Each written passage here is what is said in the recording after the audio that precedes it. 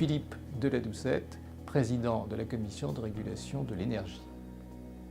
Le coût de l'énergie est une question récurrente qui revient depuis plusieurs années. Il faut bien différencier le coût du gaz et le coût de l'électricité.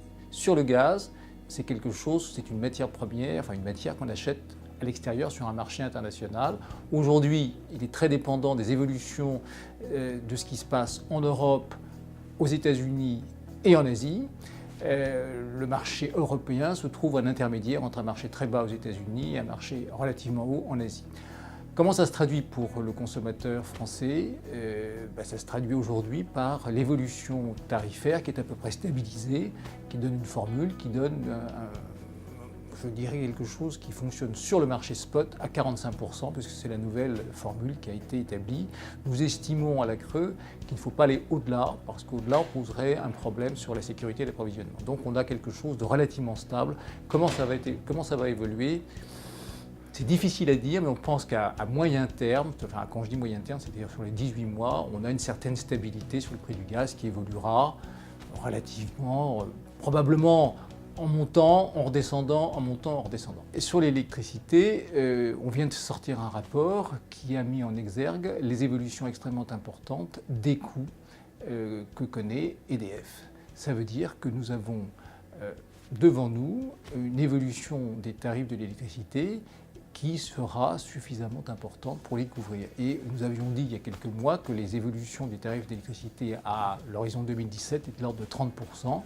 Et cette évolution reste vraie. Le rapport que nous avons sorti ne modifie pas, je dirais, l'objectif.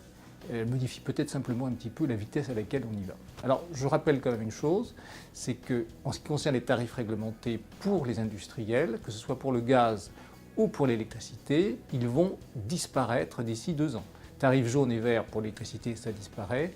Pour les tarifs en ce qui concerne le gaz, ça va progressivement disparaître à partir de la fin de l'année 2013, à partir de 2014 et 2015, de manière à ce qu'il n'y en ait plus non plus pour cette catégorie de consommateurs. L'ouverture du marché pour l'électricité, incontestablement, c'est encore moins que sur le gaz. Alors aujourd'hui, il y a 92% qui restent au tarif réglementé, donc il n'y a que 8% qui sont sur le marché, c'est-à-dire exactement 2 218 000 consommateurs qui sont allés sur le marché. Donc c'est peu, mais c'est comme ça, c'est la réalité française. On verra comment ça évolue, on verra comment les choses évoluent, mais aujourd'hui on peut pas, je ne dirais pas, vous allez voir dans les 18 mois qui viennent, ça va évoluer considérablement. C'est une situation qui est celle-là.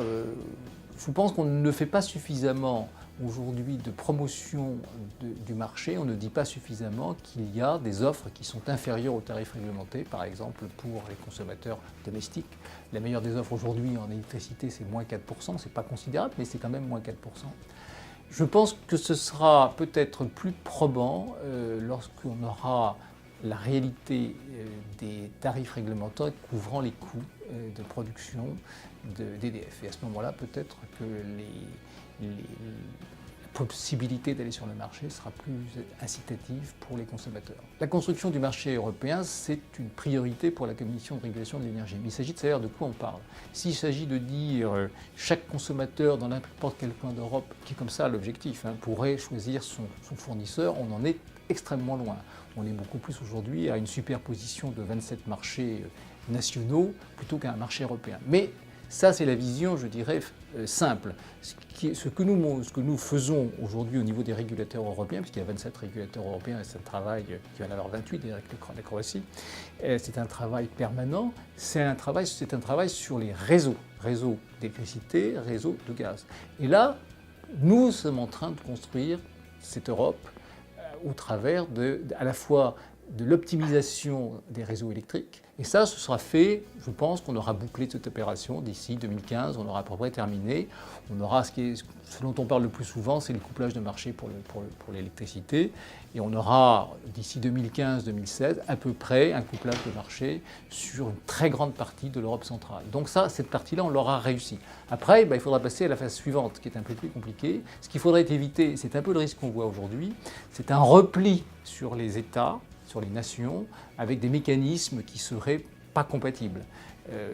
L'un des sujets aujourd'hui sur lesquels nous travaillons, parce que c'est la loi qui le prévoit, c'est le marché de capacité. Le marché de capacité, c'est un sujet qui doit se faire au niveau européen, parce que c'est comme ça qu'on arrivera à le fonctionner. Ça ne veut pas dire qu'il ne faut pas le faire au niveau français, mais il faut le faire de façon compatible au niveau européen.